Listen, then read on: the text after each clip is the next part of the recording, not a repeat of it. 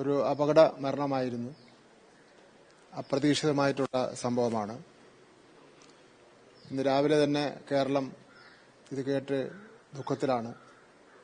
ഞാനും സംഭവ സ്ഥലത്തേക്ക് അടിയന്തരമായി പോകുന്നതിന് വേണ്ടി വിദ്യാഭ്യാസ ഡയറക്ടറെ ചുമതലപ്പെടുത്തിയിട്ടുണ്ട്. യഥാർത്ഥത്തിൽ നമ്മുടെ സ്കൂൾ തുറക്കുന്നതിന് മുമ്പ് തന്നെ പലതവണ ഉദ്യോഗസ്ഥന്മാരുടെ യോഗം ചേർന്ന് കേരളത്തിലെ ഏതാണ്ട് 14,000-ഓളം വരുന്ന സ്കൂളുണ്ടല്ലോ, ആ സ്കൂൾ അധികൃതർ ചെയ്യേണ്ട കാര്യങ്ങളെ സംബന്ധിച്ചിടത്തോളം നിരവധി പ്രാവശ്യം പറഞ്ഞിട്ടുള്ളതാണ്. വൈദ്യുതി കമ്പി നമ്മുടെ സ്കൂൾ കോമ്പൗണ്ട് കൂടെ പോകാനേ പാടില്ല.